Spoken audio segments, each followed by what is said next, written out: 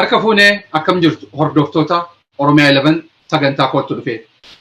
Sagantaa kootti dhufee kenna haqaatiin haala jiruuf jireenya baqattoota Oromoo fi sabaaf sablammoota gama biraa biyya Saudi Arabiyaa mana hidhaa Jiddaa jiraatanii isin daawwachiisuudhaa deemna.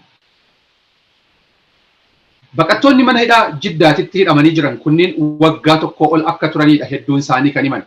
Yoo xiqqaate biyya Itoophiyaa qofarraa baqattoonni 30,000 olii akka achi jiranillee dubbatameetiin jira. Baqattoonni kunniin rakkoon isaan keessa jiran maal fakkaata? Qaamni dhufeetiin isaan laale hoo jira? Walumaa gala haalli jiruu isaaniitii fi abdiin isaanii maali? Mana hidhaa Saudi Arabiyaa keessa dargaggoota jiran keessaa dargaggoo Seyfaddiin Adam OROMIA11 argateera. Seyfaddiin akkam jirta nagaa? Nagaa fayyaadha Muktaar. Eessa jirtan mee amma biyya Saudi Arabiyaa eessa keessa jirtan? Biyya Saudi Arabiyaa mana hidhaa Jidda Shumeesii iddoo jedhamu keessa jirra. OROMIA11 waamicha nu godhuu keessaniif duraan dursee galatoomaa fi minjannaa nu affeeruu keessaniif. Mee mana hidhaa jettu kana keessa yoom seentan? Nuti mana hidhaa kana erga seennee amma amata tokkoo fi baatii sadii duraan mana hidhaa iddoo biraa Jiizaan iddoo jedhamu turree baatii 6. Amma egaa dhufne irraa baatii 8 finnee amma baatii 9ffaa keessa jira egaa Jidda Shumeesii kana dhufne.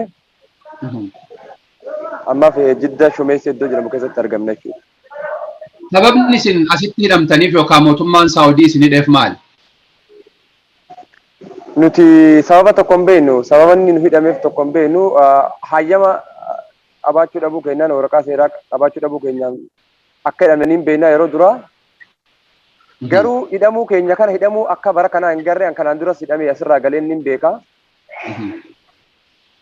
Hidhaa bara kanaa hin garre jechuudha. Hidhaa akkanaa ni hidhama, namni ni qabamaa, seeraan ala yoo biyya kana seenee ni qabamaa guyyaa 11 akkam ture guyyaa 7 bira hin turu namni ture jedhama 7 wagguu ga'e.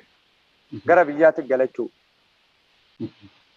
Kan bara kanaa garuu maaliif akka hidhamne sababa keenyaa ni wallaalechuu. Qaama gaafannus ni hidhamne.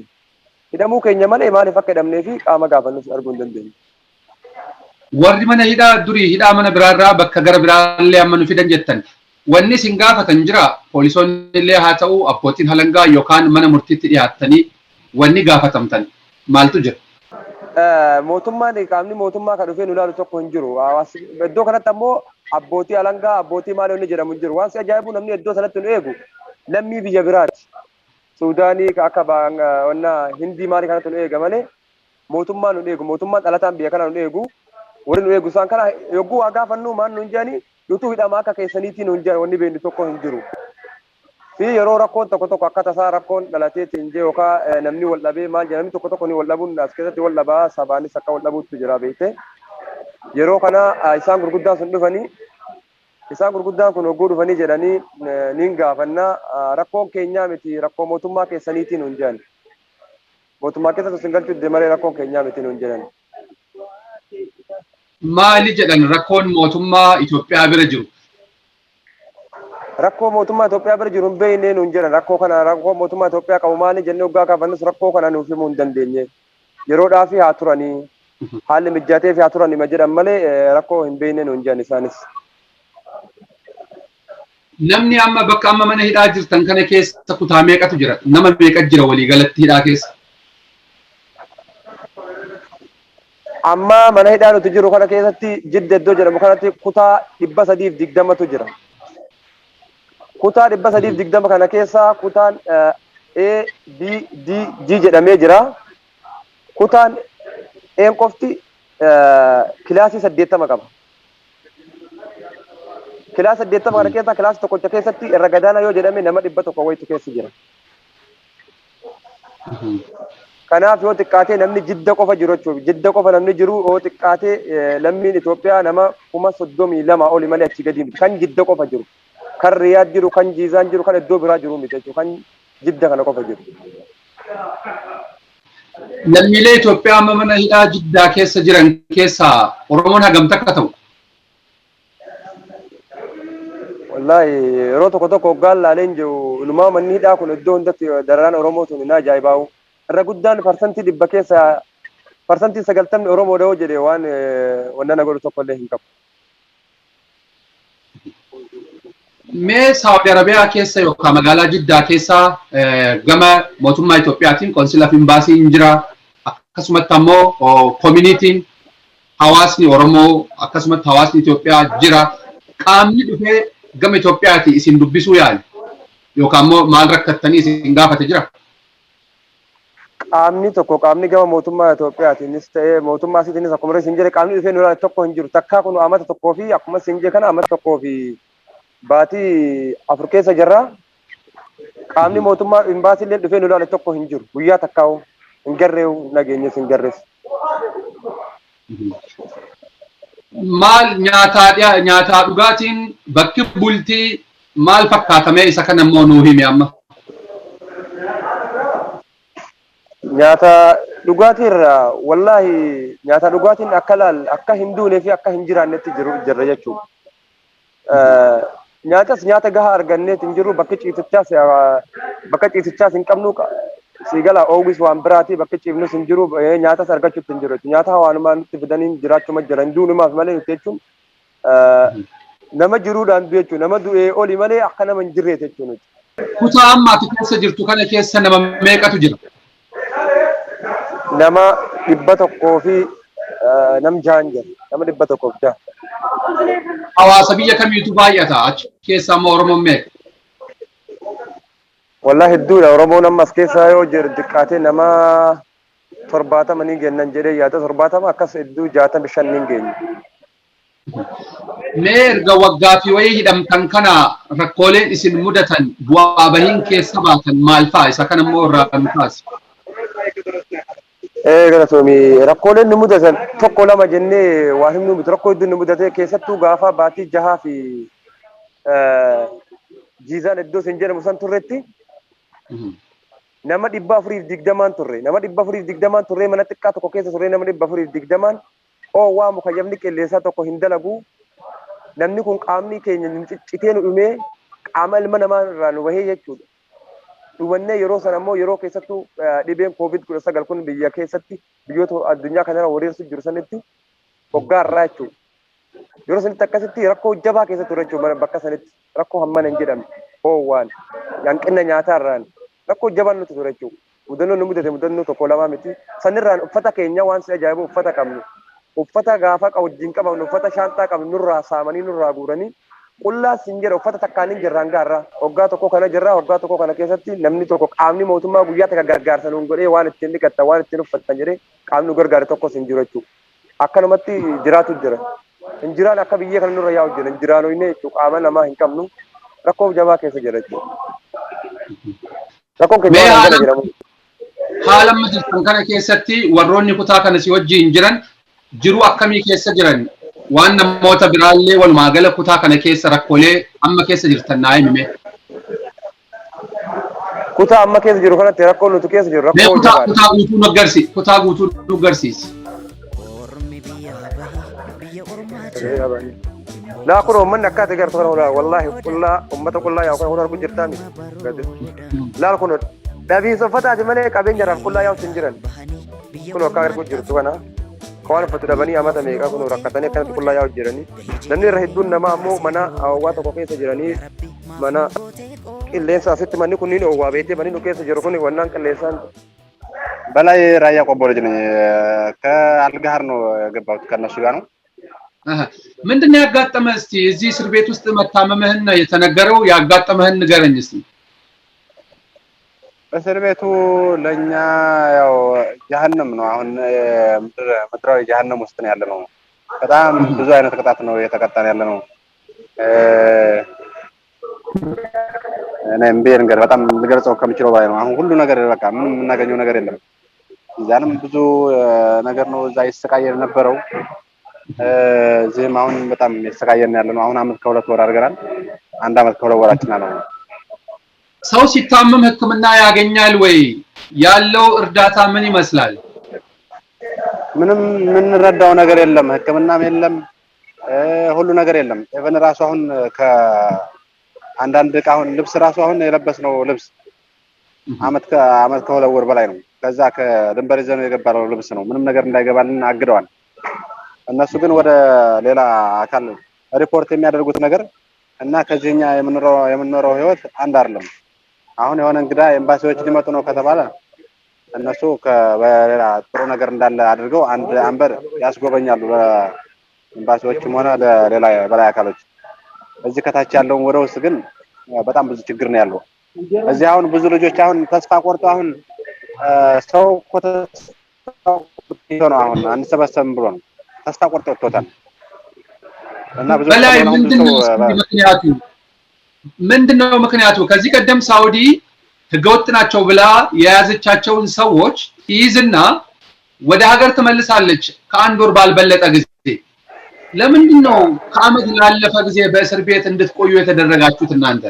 ለምሳሌ የኢትዮጵያ መንግስት እኔ ዜጋ ተኮር ፖለቲካ ነው የምከተለው፣ በሄድኩበት ዜጎቼ በየእስር ቤቱ እንዳንገላቱ ያደረኩ ነው የሚል በብዛት ይሰማል። ለምንድነው መንግስት እናንተን ወደ ሀገር ቤት ሊያስወጣችሁ ያልቻለው? እኛ ምንም እናውቀው ነገር የለም። ከወደዛ ራሱ ምንም ወንጀል የለብንም፣ ምን የለብንም፣ ምንም የተያዝንበት ነገር የለም። ከዚህ የሰራነው ነገር የለም። ድንበር ላይ ነበርነ። የኮሮና ወረርሽኝ መከሰትን አስመልክቶ ወደዛ የመኖቹ እዛ ድንበር አካባቢ የነበረውን ህዝብ በክላሽ እያስፈራሩ እዚህ መቅረት አይቻልም፣ ወደ ውስጥ መግባት አይቻልም ምናምን ብለው ወደ መርከዝ እንድንሄድና አረቦች እንዲቀበሉ አደረጉና አረቦች ተቀበለው ወደ ጅዛን እስር ቤት ወሰዱና ከዛ በኋላ ምንም ባል ነገር የለም። በቃ ወጣላችሁ እንባላለን፣ ምንም ለውጥ የለም። አንተን አሞህ ነበር እዚህ እስር ቤት ውስጥ? አዎ ታምሜ ነበር። እስቲ ምን እንዳጋጠመህ ንገረኝ። ምንን እንዳመመህ፣ ምን እንደተፈጠረ ንገረኝ። እኔ ብዙ ነገር ያመኝ ነበር። ምናልባት ያው እንግዲህ ነገር ወደ ሚዲያ ምናልባት በተላለፈ ሸር ሲደረግ ቤተሰብ ለነገር ይችላል። እኔ ነው ምናምን ነገር የለም። ግን እዚህ ጋር አሁን በጣም የኔ ብቻ ሳይሆን ብዙ ሰው ብዙ በሽተኛ ነው ያለው እዚህ። እስቲ የሌሎቹ ንገረኝ። ምን ይታመማል ሰው? የሌሎቹ ንገረኝ አንተ። እሺ ተውና። የሆነ ልጅ አሁን ቲቪ ታሞ አለፈው ማለት ነው። ቲቪ እኔም አሞኝ ነበረ። እሱ ነግሮ ይሆናል ታይፎን። የሆነ ልጅ ታሞ እዚህ ወደ አንድ ወር ድረስ እየቆረቆርን ማለት ነው። ከአንድ ወር በላይ ቆርቆረናል። ግን ወስደው ማሳከም ማለት እንዳውም በር ስንቆረቆር ለምንድን ነው የምቆረቆሩት ምናምን ብለው ይከፍታሉ። የቆረቆረውን ሰው ያስወጣሉ፣ ይማታሉ። ብዙዎች ደግሞ እንደዚህ በር የቆረቆረው ማን ነው ብለው መርጠው አውጥተው ደግሞ ያልተመለሱም አሉ። የት እንዳሉም አይታወቅም። እና ምንም ህክምና ሳያገኝ ነው የታመመ ሰው እዛው የሚቆየው? አዎ። ምንድነው ለኢትዮጵያ መንግስትም ሆነ ለሌላ የዓለም ህዝብ ማስተላለፍ የምትፈልጉት እናንተ እዚህ ያላችሁ እስር ቤት ያላችሁ ሰዎች? ዞሮ መንግስት በተለያዩ ሚዲያዎች ካሁን በፊት በብዙ ትልቅ ሚዲያዎች ሁላ ተዘግቦ ነበር። ምናልባት ግን መንግስት አሁን ዞሮ ያለውን ነገር በተሻለ ከዚህ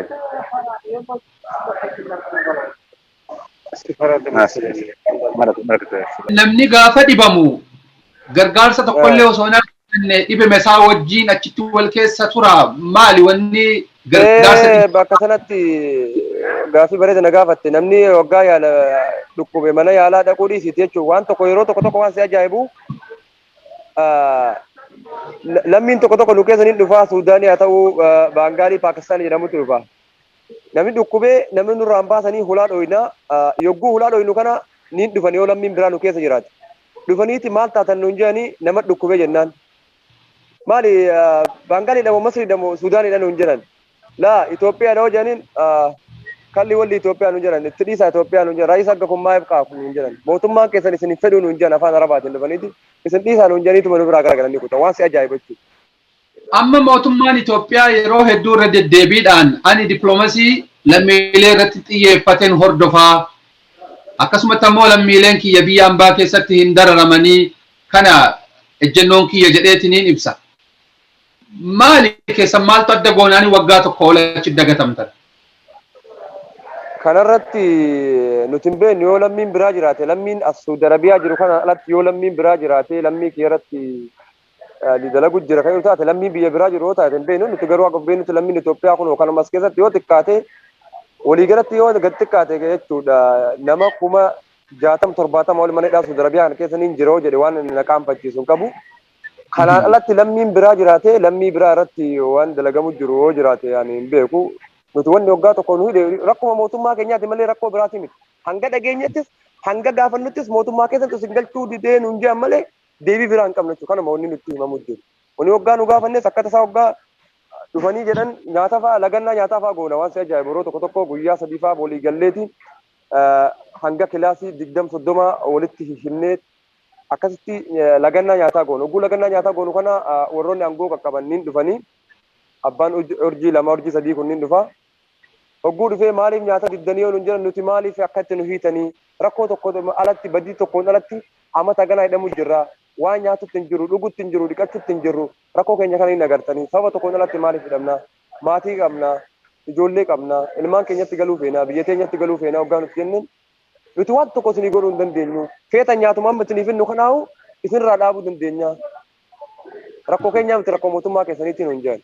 Amma yeroo duraa tokko waan nuun jedhaa ture biyya keessan keessa lolatu jira jedhaa mootummaan kanaaf haa turan jedhee jedha. Yeroo jalqaba immoo baatii jaa dura COVID-19 kanaaf nuun jedhaa turan. Baatii jaan kana boodaa kana immoo lolatu jira biyya keessa kanaaf haa turanii haalli mijatee haa turanii jedhan. Waan si ajaa'ibu inumaa haalli nu mijatuu dhiisiiti kaduraanii caalanitti jabaataa deemaa jiraa'u. Iddoon isaan turan haala gaarii naa godhamuuf haa mijatuuf waan jedhamu jira. Nuti inumaa waan nutti jabaataa deemu malee haalli nu mijate tokko hin jiru waan nama ajaa'ibu. Wallaahi waan nuti keessa jiru waan hangana hin jedhamne. Amma haala adeemsa deemaa jirtan kana keessatti rakkoo isin mudatu kanaa fi eenyu fala maal akka isinii godhu feetan maal gaafattan? Nuti gaafii biraa tokko hin qabnu gaafii nuti qabnu gara biyya keenya nu deebisaa gara biyya keenya nu galchaadha. Wanti nuti barbaannu biyya keenya galuu barbaanna waan biraa hin barbaannu. As keessa rakkannee jirra. Rakkoo jabaa keessa jirra rakkoo kana keessa isinis warri miidiyaas haa ta'u qaama dhimma ilaallatu biraan nu ga'a sagalee nuuf ta'ati akka hatamtamaan gara biyya keenya deebinuu jenna waan biraa wanni nu barbaannu tokko hin jiru. Wanni barbaannu tokko hin jiru wanni guddaan nageenyaan nu biyya keenya deebi'uudha. Baqattoonni muraasni gama biyyaa deebifamuu mootummaan gama ministeera haajaa alaatiin ibsaa ture. Isa kana keessa isin keessaa fuudhammoo bakka biraatii dhufammoo warroonni sunniin eessaa dhufan maal quba qabdan? Gaafii bareedaadha waan si ajaa'ibu har'aa amma mootummaan fuula feesbuukaa irratti maxxansee ture yoo garte jidda imbaasii jedhu tokko ilaaltee jiraatte nama 381 galee jedhe har'aa tana jechuun har'a poostiin tokko fuula feesbuukaa irra maxxanfamee ture. Waan si ajaa'ibu nuti namuma kana bakka inni galuu dhabne bakka inni galu ni dhabne eessarraa galu jira ni dhabne jechuudha. Namni bootti hin jiru nu biraa galutti hin jiru namni galu jira jedhamee poostiin ni barraahaa biyyarraa hunda bilbilanii nu gaafatan. Maali namni kun galu jira jedhama kun galu jiraati isin eessa jirtan maal taatan nama ajjeeftan moo maal ta'e waan nu jedhamu jira hatta maatiin keenyarraa jechuun bilbilame. Nama galu jiru tokko nagarre garuu warri jiddaa kun namtoo galutti hin jiru warra riyaad amma yeroo tokko akka dhageenyutti warri riyaad galutti jira inumaa baatii 3-4 keessa galu jira. Maal jedhanii waan si ajaa'ibu warra riyaad namoota tokko hoggaa gaafannee maallaqa kafalatanii galan kanuma qaban kana maallaqa kafalanii galan imbaasiin maallaqa nyaatu jira maallaqa kafalanii galaniini yoo maallaqa kafaluu dhabee jiddatti hin feena jedhaniin jidda feetamoo maallaqa kafalatanii galtan jedhaniin. Akkasitti maallaqa kafalatee warri riyaad irraa tokko galuu jiru waan jiru ni agarra. Jidda irraa garuu nuti agadhaa kun waan tokko nama galee hin garre namoota nu wajjin hidhamnes namoota hedduudha. Nama 360 gaafa waliin turre sanirraa hunda isaa mana irratti nu facaasanii beeku wal quba qabna jechuudha. Namoota kana keessaa namni tokko namni gale hin jiru.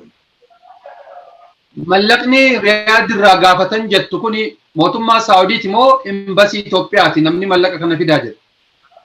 Imbaasii Itoophiyaatu nyaatee galchitti jira. Akka matta'aa nyaatammoo geejjiba keessan of danda'a jedhaniitiin geejjiba kaffaluu deeman mallaqaa gamiin moo gaafatan? Waan san gaafannee turre geejjiba kafaladhaa wanni jedhamu jiru akkanumatti imbaasiidha kafalaniitumaan galan jedhan namni galuu namni maallaqa san hin qabne jiddatti sin feene warra riyaadamma namoota hedduutu jira namoota kumaata maallaqaaman as fe'amanii as jiran jechuun riyaad irraa warra fe'amee as jiru jiran wajjin as rakkatu jiru jira. Warri horii qabu ammoo kafalatee kagalee jira. Amma keessatti warri as jiru kun ispeeshaalii ijoolleen amma as jidda kana keessa jirru warra ijoollee baararraa akka dhufaniin kan waa takka hin dalagatin kan kofoo takkaan suree takkaan dhufan jechuudha. Warra kana fa'aa jira. Warra riyaadis akka dhaqeen osoo deemamu shawara irratti jechuudha. Isaa deemu jiru karaarra qabamee kan waa takka hin qabne kana walitti qabanii warra maallaqa kafalachuu hin dandeenye fidanii jidda walitti qaban jechuudha. Inumaa nama kafalachuu hin qabne jidda feetanii waan jedhaniintu jira waan akkasii odeeffannoo akka isaan san dhaga'u jirraa jechuudha. Mallaqni hagamii mallaqni isaan gaafatan kun? Mallaqni isaan gaafatanii riyaala 800 fa'aa kafalatanii galan jedhanii hanga kumaatitti hanga 800tti. Inni kun hedduun isaa haaraa dhufe jettee eessaa dhufeetiin maal kaffalata? Humna eessaa fuudha? Warri riyaad warri dalagatanii warri amma riyaad namoota dalagatanii jiranii beekte mootummaa dalagatanii warri dalagatanii nin jira warri haaroo inni kun ammaa maal fuudhee kun rakkatee kun akka nama surree takkaan jiraatu jira bar fe'anii as fiduu jiranii miree warri riyaad qaban fidanii tumaa as ganna kun jiranii bakka irraa hin galle jechuudha bakka na walitti qabu jiran. Manni hidhaa jiddaa warra mallaqa kaffaluu dhabe bakka itti guuran jechuudha. Bakka itti guuran waan takka kun I'm sure.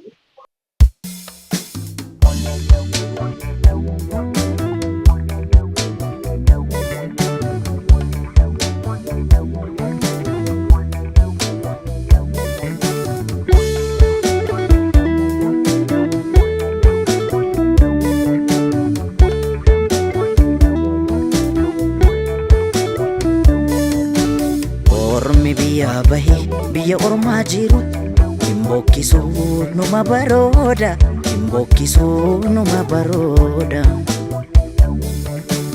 biyyarra bahanii biyya ormaatti hafu yaa rabbi maaf nu gootee qooda gahee jedhimee nu baasii hooda yaa rabbi maaf nu gootee qooda gahee jedhimee nu baasii hooda. Ormi biyya bahee biyya ormaa jiru himbokkisuu numa barooda himbokkisuu numa barooda biyyarra bahanii biyya ormaatti hafu yaa rabbi maaf nu gootee qooda gahee jedhimee nu baasii hooda yaa rabbi maaf nu gootee qooda gahee jedhimee nu baasii hooda.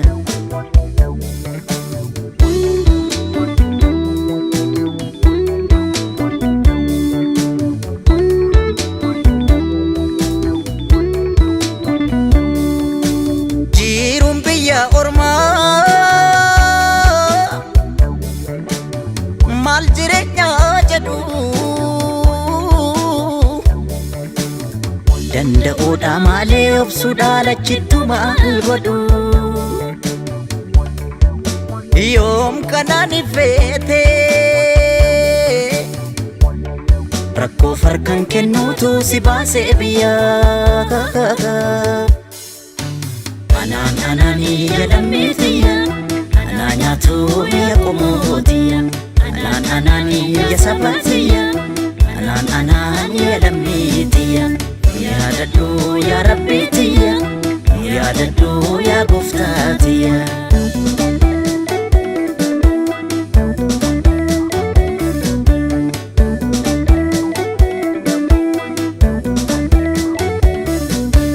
Boornaa darba jettee lammii koo gaafa biyyaa baate jiru nabdu taate saba koo rakkoon lakkuu taate. Qilleensi biyya ormaa maa qophaa si raasa murteessi murtee kee haajaa rabbi baasa. Ol ilaallaan samiidhaa samiin ni fagaata gadi ilaallaan dacheedhaa dacheen ni jabaata. Dhalataa Harargeeti amma takkaa fi waggaa afuriin ji'a afuriin as keessa jira jechuudha. Eegaan nama hidhaa akka jira. Amma akkuma isin agartan kana uffata illee hin qabu. Qoonqoon hin nyaatu sun olaanoo waan akkanaa sanaan nyaata. Raatanii gartanii amma uffata ijoollee nama waggaa 23ti. Takkaa mootummaan dhufeetiin hin dubbanne yoo gartee rakkina maal taanee gaafanne mootummaa keessanii rakkoo mootummaa keessanii qaban hunjaanii rakkoo mootummaa keenyaa maal illee nuun ibsanii rakkoo isaa qaba malee rakkoo isaa sana gartee kana kana jedhu nuun himanii obsaa inshaallaa gartee furmaanii dhufaa malee waan takka torfanii dubbatanis hin qaban beekta. Kanarraa nuti immoo jireenyuutu jiraachaa jiru waan amtana jechuudha. Amma dhiyoo sana dhukkubeetiin nama haakama nageessu dhabee isin ulaa kan jechuun nama gartee nagabbaasu dhabee dhufanii anaa dhukkubu gidee ijoollee naga baasee darbanii mana ol jirti jechuudha. Nama akkuma nageessu hin qabu. Guyyaa meeqas keessa na dhukkubi. Ana qofaa mi gaararraa osoo gartee namatti yeroo hin hangare malee hedduu ijoolleen ta'ee namni keenya gartee Itoophiyaan lammiin Itoophiyaa hedduu keessa rakkachaa jira jechuudha. Oromoo jira, Amaaraa jira, Tigree jira, Afaarii jira, Soomaalii jira, sama hedduu keessa rakkachaa jira. Kanaaf kun wanni nuti nyaachaa jiru kun hanga kanaan oollee ma borzaa akkanaan nu dhufte jechuudha. Wanni akka qarratti garaagarummaa suuqii nu dhufte kanaan rakkachaa jira. Waan takka waan as keessa qabnu hin qabnu jechuudha. Amma taa kiyyaaf amma takkaa fi ji'a afuriidhaa jira uffanni hin qabu kunoo kanarra. Asirraa amma surri hin qabu beekadu qamisa kanaaf martoo kana bichaan qaba. Waan biraa takka hin qabu. Qullaan deemu jira. Amma namni irra jiraatiin akka nu jiru nama ogaa hiyya jira gaa'isa. Jira kataa hiyyaa jedhu uffata qabaatee akka nu godhe. Kanaafuu nuti akkana jira meediyaan Oromoodhaan takkaatis asbeetis hin dubbanne. Takkaa gartee guyyaa takka waan biraa ni haasawan gartee xiyyeetan akka dubbatan akkana gargachu. Furmaaniin hundi kun nuti lammiin keenya lammiin Oromoodhaa waan gartee gargaarsa waan nu gootan hin qabda waan biraa. Yoo waan akkaataa wal cinaan dhaabbanne maaliif waliin olii gooname. Amma nuti kun gartee nama hedduu gartee akka wal takkaa qeeroodhaan namni dillis keessa dhokon. Nama gartee biyyaaf gartee waan takka buusu hin ta'u nama biyyaaf dhaabbachuu hin ta'u. Abdii biyyaa jechuudha nuti kun. Kanaafuu kana dagatamnee sitti amataa fi ji'a afur namuma takkaan dhaba hidhamuun rakkoo guddaadha. Amma namni hedduudha namni keessa jiru maan tana namni hedduus keessa jiru. Abbaan laaltoo inni kun amma Amaara inni kun Tigree ani Oromoo saba hedduus keessa rakkachuu jira. Uffata hin qabnu namni qulla deemu jira. Namni takka uffata qabu. Keessaanitti amma dura irratti akka kofoo takkaa fi maaxxoo takka naannoo kan namni sanuu paantii takkachu. Paantiin numatti egaa amma kanaaf watunuu mattee kan walitti hidhaan inni hojjetu. Ani gartaan. Maqaan kiyya Gaaddisaa Aliyyii godina Harargee Lixaaraa Gaaroo Labu. Mee maal keessa jirtan Gaaddisaa yoom gama mana hidhaa Jiddaa kana dhufte? Wallahi ani erga dhufe amma mana hidhaa kana amma takkaa fi ji'a afurii. Amma takkaa ji'a afur keessaa takkaa uffata argannee ambaasiin tokko asit dhufee takkaa maali keessa jirtan nuun hin jenne. Rakkoon nuti itti jiru rakkoo haganan jedhamne keessattuu nuti akka miidiyaatiin keessattuu warreen hidhaa Jiddaa jiru takka namni numa gala numa jedhanii riyaa jirra maallaqaan namni galu jira nuti erga mana hidhaa Jiddaa kana dhufnee har'a ji'a 8ffaa fidnee jirra. Jiizaan haga ji'a 6 turre amma takka baatee afurati walii gala nuti takka namni tokko ambaasiin tokko dhufee maal keessa jirtan nuun hin jenne. Miidiyaa Oromoo tokkotti namni dawwalee waan kana keessa jirtan nuun jiru waggaa takkaa fi baatii afur jechuu nuti. Mee amma qaamni rakkoo keessan akka isin gargaaru yookaan immoo fala fida jettanii yaaddan yoo jiraate gama OROMIA11 nutis qaama san dhaqqabuu yaallaa akkasumatti ammoo sagalee keessanillee OROMIA11 isinii dabarsuudhaaf qophiidha. Maali dhaamsi keessan? Nuti dhaamsi keenya yakka takka hin qabnu badii takka hin qabnu namni akkuma nama tokkotti jireenya kiyyan fooyyessa jee biyyaa baa erga biyyaa bahee har'aan tana namni erga mana hidhaa kana walitti qabamee nuti akka nama tokkotti amma takka baatii afur keessaa takka qaamni rakkoo qabu mootummaa keessanii nuun jedhanii mootummaan bitanaa hogga dubbattu mootummaa biyya teessaniitu rakkoo qaba afaan qabadhaa tattaa jedhanii nuti galuu barbaannaa namni waa'ee galateenyaa dubbatu hin jiru. Halas nuti akka nam tokkotti amma deengaddaa tana nama hammaama keessatti iffannisee lubbuun baatee jira. Of ajjeese? Iffannisee jechuudha. Maalirraa akkas ta'e mee sanirraa nu himi? Maalirraa akkana ta'e amma takkaa fi ji'a 5 mana kana keessa jira sammuun isaa dalaguu dhiiftee bas taa'ee namni harkaa fi miila haasitti ija dhabe haasitti sammuu isaa dhabe waan keessa jiru dhabeen namni waan biraa filatee kunoo hajaan fayyaa isaatiin dhufee amma ija hin qabnee jira mana kana nu keessa jechuudha. Poolisiin mootummaan biyya tanaa noo ija dhooytee basite amma inni kun ija hin qabu jechuudha kana duubatti gartu kun fayyaa akka hiyyaatu mana kana dhufe. Namni jireenya kana dadhabee filatee jechuudha iffannisee ifajjeesu jira lubbuu dhabu jira jechuudha ilmi namaa. Maali dhaamsi keessan maal akka isinii godhan feetan keessaa'u qaamni rakkoo tanaaf fala fiduu danda'a jettanii yaaddanneen? Qaamni rakkoo tanaaf fala fiduu danda'a jennee yaannu yoo ka danda'u taate yoonii fi rakkoo fiduu danda'u taate lammii saba isaa keessa rakkachuu jiru biyyatti kara biyyaa nagaan nu dachaasudha. Nuti nagaan biteenya galuu feenaa duufeenu biitee isanitti aanu jeesanii takka nuti lammiitiyyaa miti jee harkaan irraa kaasu takka erga lammiitiyya keessa nu qixaaxuu miti. Ilmi namaa uffata dhabeetu noo marxoo ati reefu gartu tanaan jechuudha. Amma takkaa fi ji'a marxoodhaan jiraachuu jira mana kana keessa. Saamunaan tokko hin jiru, uffanni takka hin jiru.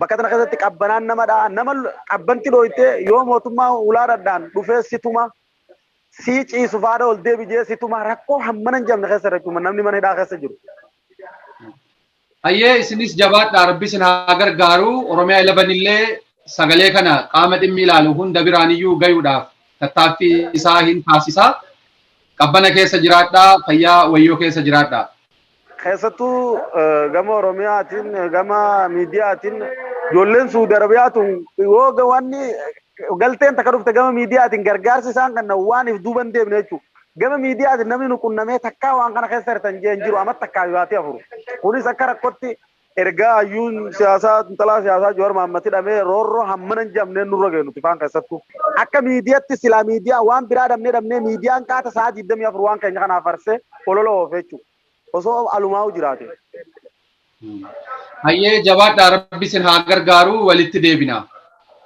इंशाअल्लाह वलित देविना इंशाअल्लाह ስምህንና ከየት እንደመጣህ ንገረን እስቲ ከቻልክ በአማርኛ ያቃተን ግን በትግረኛ ትቀጥላለህ እሺ ችግር የለውም ስሜን መትከል እባላለሁ መትከል ገረዝገር እባላለሁ የተወለድኩበት ክልል ደግሞ ክልል ትግራይ ነው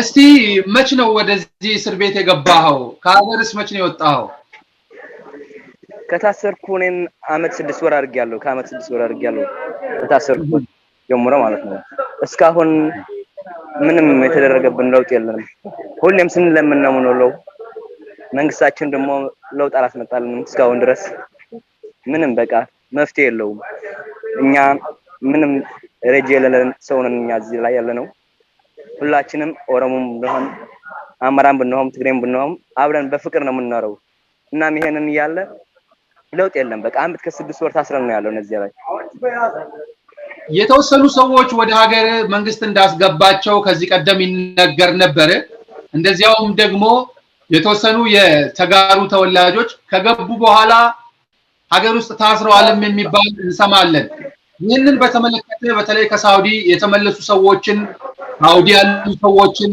በተጋሩ በተመለከተ ምን ትነግረናለህ እኔኛ ታስሬ ስላለው ይሄንን ነገር ሁሉም ነገር ነው ብዙም አልስተማውም ታስሬ ነው ያለሁት ስለዚህ በቃ ምን የምለው ነገር በቃ ምንኛው ነገር ነው ከዚህ እስር ቤት ከዚህ ጠባብ ቦታ ያለው ብንወጣ ቢያስወጣን መንግስታችን በምንም ነገር አድርጎ ቢያስወጣን ነው የምለው በቃ እሺ አይዟችሁ ፈጣሪ ይርዳችሁ በርቱ ሰላም ሁኑ እኛም በኦሮሚያ 11 ሚዲያ በኩል የቻልነውን ለሚመለከተው አካል በሙሉ ለማዳረስ እንደዚያውም ደግሞ ጠይቀን ምላሽ ለማምጣት የበኩላችንን እንጥራለን ፈጣሪ ከናንተ ጋር ይሁን እሺ ቴንክ ዩ እናመሰግናለን እርዱን ነው ምን በቃኝ አነዝ ብሎ በቃ ራዩና ህዝብኩም ናሞ ከም ህዝብ ህዝብኩም ናብዓድና ከም ነምለስ ግበሩና አውጪ ክትነብሩ አህዋትና ኩለኩም ተሐዋቢርኩም ናዓናኩም ናአትግበሩና ጸቢብና ይዘላ ጸባ ስለዘለና ተሐዋቢርኩም utina ክብለኩም ዝደሊ በቃ አነ ዝደሊ ነገር እዚ በፍጥነት ከም ናአትግበሩና ይዘል ኢትዮጵያ ከካነ መተነካይ ሳናት ከመል ሒላል ሰማይና ተከነ መተሲጂኒ ተጊዳብና ነኒ ሰራሂና ወሊብሂና كني تكل كدا تعبتني كيمو عتكين كي تكرتا سينا عابك ستكني كل تكل تني سنين كدا تعبتني سينا سني سفرة تناول من بس إذا كما يمتاي سينا يعني ينا نيل كيوربنا وينني كدا تعب إيه تو كده بنه نتك سجين كني سفرة تني ينا بس سفرة فهنا أيتين أبي تو كينن لك تبعته تني مي مثلا دي قال لي كدا جاي هاي እሺ ወንድሜ እስቲ ስምህንና ከየት አካባቢ እንደመጣህ ንገረኝ ከየት ክልል እንደመጣህ እኔ መሐመድ ባላለ ካባራ ክልል ነው መሐመድ እስቲ መች ነው ወዲ እስር ቤት የገባው ወዲ እስር ቤት የገባው አመከለወሪያ አመት ከለወር በልጦናል እንግዲህ ያው 6 ወር ጂዛን የሚባል ቦታ ላይ ታሰርነው በጣም ስንሰቃይ ነበር የከረሙ አሁን ግን አልহামዱሊላህ ብቻ ለውጥ አለ ከስከዛሬው እና ደግሞ አሁን ወደ ሀገራችን እንድንገባ ነው መፍትሄው አሁን ላይ በጣም ሰው እየተያዘ የተጨመረ ነው ስቃይ ላይ ነው ሰው እየተጨመረ ማለት ነው ክላሶቹ በሙሉ አሁን እየሞሉ ነው አሉት መጥቶ ያናገረው መንግስት አካል አለ የለም ምንድነው አሁን ያለው ተስፋ ምንድነው ትላለህ? ምንም ተስፋ የለም። እኛ አመታችን በቃ ትሄዳላችሁ ነው እንጂ በቃ የሚሄድም የለም ትሄዳላችሁ ነው የሚባለው። እንደውም ሰው እየመጣ ይጨመራል። ለምንድነው ያልሄዳችሁት? ኢትዮጵያ መንግስት ዜጋ ተኮር ፖለቲካ ዲፕሎማሲ ነው መከተለው። ስለዚህ ዜጎቼን ውጪ እንዳይቸገሩ ከሁሉም መንግስታት ጋር እየተነጋገርኩ እየሰራው ነው ይላል በተደጋጋሚ። ለምንድነው ከአመት በላይ እንድትታሰሩ የተደረጋችሁት እናንተ? እኛ ምንም እናቀው ነገር የለንም።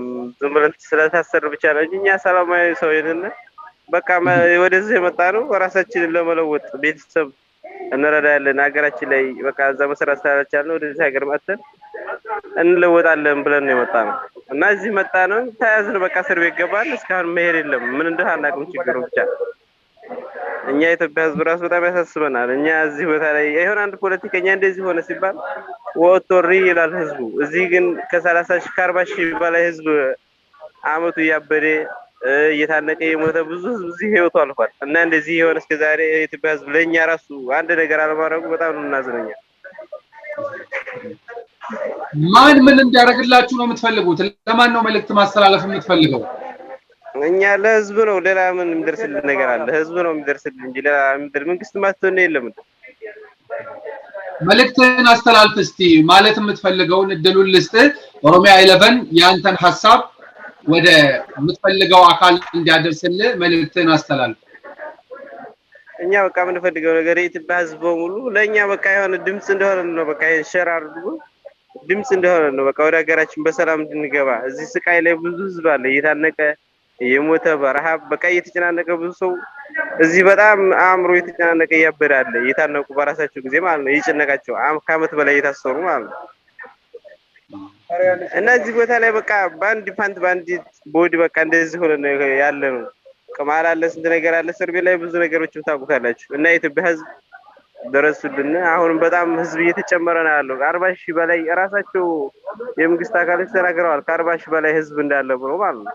እና አሁንም እየተጨመረ ነው ያለው ህዝብ። ስለዚህ እኛ የኢትዮጵያ ህዝብ አንድ ብሎ ወደ ሀገራችን እንዳስገባ ነው የምንፈልገው። ሀገራችን መግባት እንፈልጋለን። እየናፈቀን ነው ቤተሰብ ሁሉ ነገር እኛ ሳናገኝ እዛም ታሞ የተባለ እኛም እዚህ እየተሰቃየን ሳንታይ ብዙ ህዝብ እያለቀ ነው ያለው እና ስለዚህ የኢትዮጵያ ህዝብ መፍትሄ እንፈልጋለን። ይሄን ማስተላለፍ እንፈልገው። አመሰግናለሁ።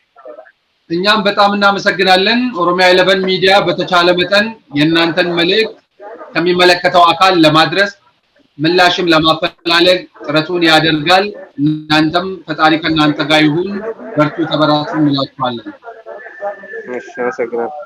ቀራዱማ ማከኑ አምሳ ከከነሞ ኦሮሚያ 11 ሚዲያን ገማ ሐዋሳ አዱኛቲን አከገውቱ ቀራዱማ ሲከና አየ ገለቶማ nuti dhaamsi biraa hin qabnu dhaamsi nuti qabnu tokkoffaa as keessaa bahuu barbaannaa as keessaa bahuudhaaf ammoo mootummaan keenya nu galchuu didee jira. Isa ammoo miidiyaan Oromootis ta'ee hayyoonni Oromoo waa'ee keenyaa kana dagatanii jiranii gadi fageenyaan waa'ee keenyaa kana nu ilaalanii akka gara biyya keenyaa deebinu qaama dhimma ilaallatu biraan nu gaanii yoo mootummaan keenya nu galchuu dadhabu taate gara biraatitti akka nuti deemnu akka nuuf godhan jechuudha. Baqataa iddoo biraa nu godhu akka qaban manidhaa kana keessa akka baanu dhaamsi an dhaamu kana keessattuu miidiyaa Oromootii fi hayyoota Oromooti.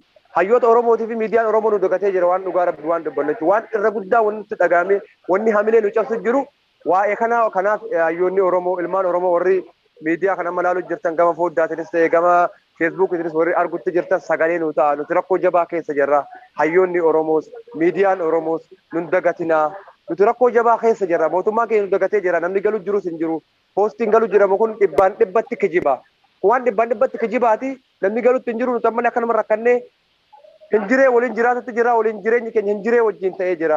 Namni kun akkuma reef jedhame isa wanni jedhamee jira. Kun ka uffannisu kun ka maraatu tokko lamaan bitachuu as keessatti.